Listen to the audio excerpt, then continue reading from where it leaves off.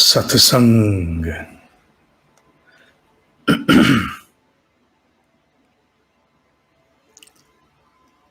जिसकी बुद्धि स्थिर नहीं अर्जुन, उसकी आत्मिक प्रगति का पैर पहली सीढ़ी पर नहीं पड़ेगा। उसका कारण एक ही है, क्योंकि संस्कारों के प्रभाववश किसी एक इंद्रिय विशेष के प्रति अत्यधिक आसक्ति होगी। उसकी पूर्ति हेतु वो जो कोई भी इंद्रिय हो, उसका जो कुछ भी उसकी अपनी व्यक्तिगत वासना हो, कामना हो, वो एक इंद्रिय पर्याप्त है मनुष्य को इस प्रकार उड़ा के ले जाने के लिए जैसे छोटी सी नाव बड़े से तूफान में अपना कोई बस नहीं रखती। बहुत गंभीर तूफान हो और छोटी सी नाव हो, कहां जाएगी कौन तय करेगा? नाव न तूफान। तूफान का वेग तय करेगा कि वो कहां जाएगी। इसलिए अपना आत्मविश्लेषण करके जानना होगा। मैं श्लोक और उसका भाव और विवेचना तीनों एक साथ हैं। इसलिए उस इंद्रिय विशेष के विषय में अपने आप को बोध कराना होगा। ये वो क्षेत्र है जहां मुझे सबसे ज्यादा काम करना है। मनुष्य के आत्मनिर्माण में कई कार्य करने होंगे, कई पक्ष होंगे जहां सुधार की, परिष्कार की आवश्यकता है, जो पिछले जन्मों से बहुत बड़ी कमजोरी बन के आए। पर उनमें भी एक ऐसा होगा, अर्थात एक विषय ऐसा होगा जिस पर सर्वाधिक कार्य की आवश्यकता है। उसे पहचान लेना बहुत आवश्यक है।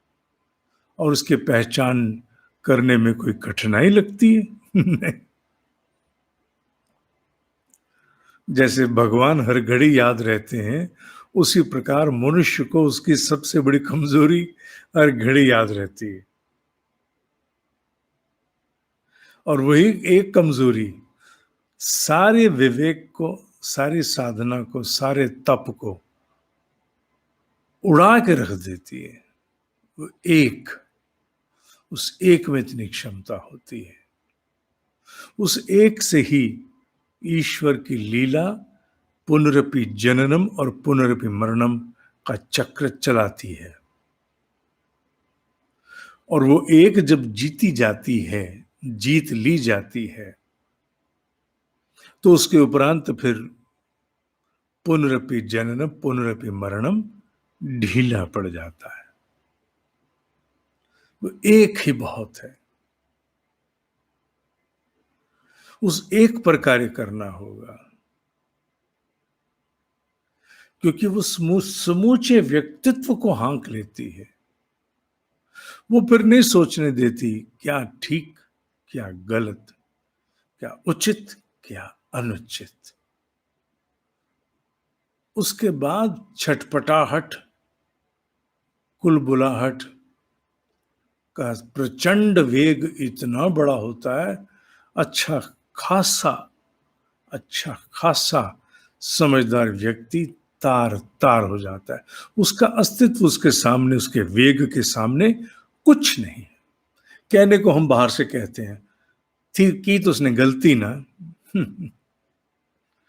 भाई ये तो उसने ब्लंडर किया, this is a blunder.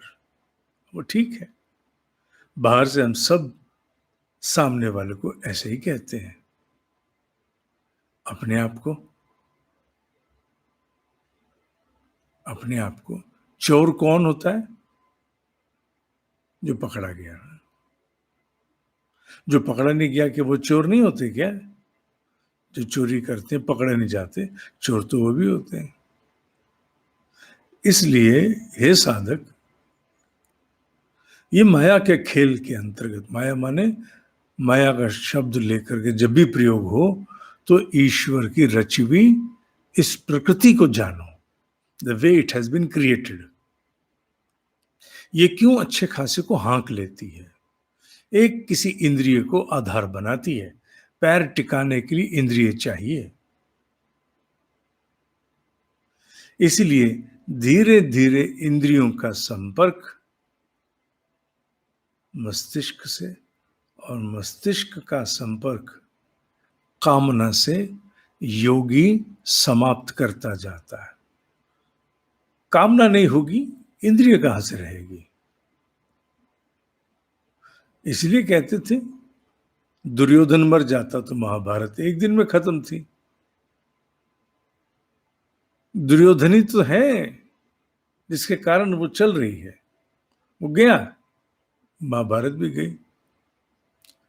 Mahabharat भी ही गई, और यहां तक कि केशव में लीन हो सकते हैं सारे।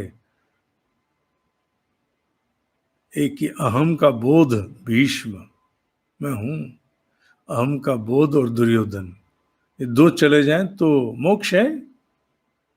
कहने में कितना सरल है ना, होता है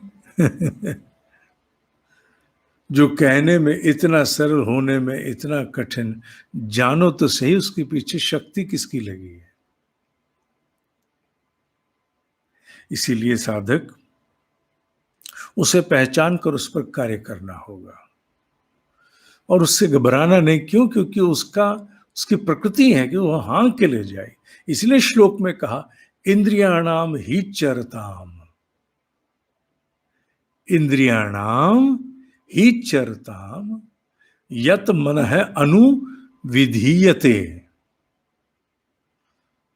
वैसे ही चलता है। तत अस्य हरति प्रज्ञाम वायु, प्रज्ञा को, बुद्धि को, फारसाइटेडनेस को, दूरदर्शी विवेक को नावम इव अंबसी, नावम इव अंबसी, अंबसी कहते हैं पानी को, नाव। जैसे वायु पानी में नाव को हर लेती है, क्या है तू चल, वैसे ही प्रज्ञा हरी जाती है, फारसाइटेड विजडम हरी जाती है। किससे? इंद्रियानाम ही चरताम, जिस विषय पर इंद्रिय चलती है। यत मन है अनुविधीयते, मन उसका अनुसरण करता है, पीछे पीछे पीछे पीछे चलता है। संस्कारों से प्रभावित होकर के ये सब काम करता है। इसलिए जो ये सोचे मेरा बस नहीं चलता, वो ठीक सोचता है। तूफान के सामने नाव का बूता नहीं है, तूफान के सामने नाव का बूता नहीं है, नहीं है। इसीलिए किसी की भी क्रिटिसिज्म से पहले एक मौन आवश्यक है। क्यों? अपने आप को देख लो भाई। साधक धीरे धीरे यही कहना शुरू करता है, अरे यार पहले हम अपने आप को तो संभाल लें, अब दुनिया को गाली देने निकल जाओ, दुनिया को गाली देने निकल जाओ। अपना आपा संभलता है हमसे। जब अपने आपे की तरफ आंखें खुल जाती हैं उसे कहते हैं साधक। जब दुनिया की तरफ आंखें खुली रहती हैं, अपनी तरफ बंद रहती हैं, उसे कहते हैं सामान्य जीव। सामान्य जीव में और साधक में क्या भेद? साधक की अपने प्रति आंखें खुली हैं, बाहर भी, दोनों तरफ है। सामान्य जीव की अपने प्रति बंद हैं, अपनी खिचड़ियां पकती रहती हैं। इसलिए हे साधक, जान लो ये संबल मिलना तुम्हें जरूरी है, तुम्हें पता रहे प्रकृति ऐसी है। और ये साधना, ये तप, ये अध्यात्म मार्ग, ध्यान, जप, यही इससे उबारने के साधन हैं।